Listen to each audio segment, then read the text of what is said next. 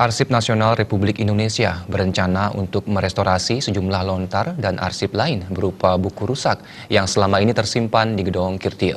Hal tersebut terungkap di sela-sela kunjungan beberapa pejabat ANRI ke Buleleng. Arsip-arsip di Gedung Kirtie adalah aset bersejarah yang telah ada sejak lama dan perlu dilestarikan.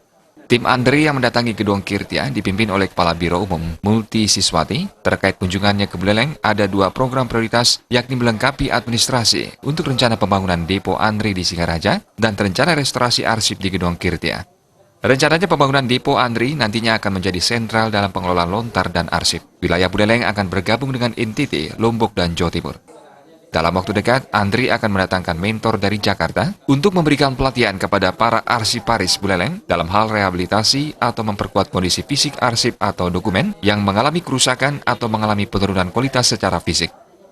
Ada satu program, namanya Program Pelestarian Budaya Nusantara.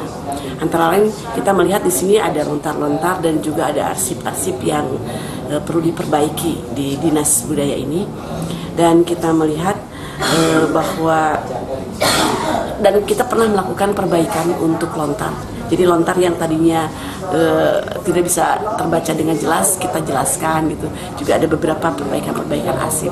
Nah, selanjutnya nanti ada satu program lagi, namanya di sini kita akan memberikan bintek, memperbaiki arsip-arsip di sini yang sudah rusak. Kita bisa lihat di sana arsipnya sudah rusak, kita perbaiki. Dan nanti kita ada pasukan, ada tim dari konservasi arsip nasional datang ke sini.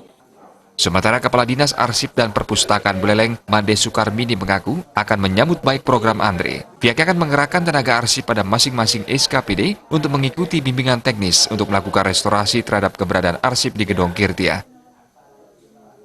Kami sangat antusias, PMK Buleleng sangat antusias untuk menerima program ini dengan kondisi yang mungkin dari ANRI sudah melihat ada lontar-lontar buku-buku yang perlu diperbaiki, kemudian dengan SDM kita yang perlu kita tingkatkan baik secara kuantitas maupun kualitas dengan bintek yang ada. Hingga kini kondisi beberapa lontar dan arsip penting sudah dimakan rayap sehingga kegiatan restorasi sangatlah diperlukan.